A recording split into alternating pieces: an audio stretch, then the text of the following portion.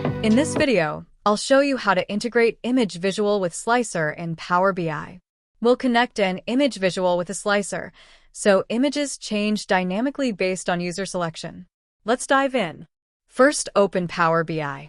Here, I already have an electronics product sales dataset loaded into Power BI.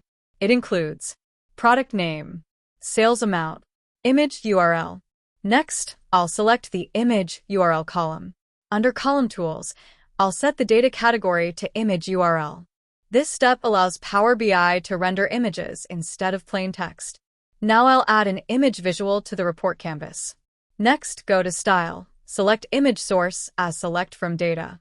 In Add Data, select Image URL column and you can see the electronics product images appear. To make this interactive, I'll add a slicer. I'll use the product name field in the slicer. This allows users to select a specific electronics product. Now, watch what happens. When I select a product from the slicer, the image visual updates instantly. This is how slicers integrate with image visuals in Power BI. Don't miss out on the opportunity to transform your data into actionable insights. Your learning journey doesn't have to end here. Subscribe now and explore more.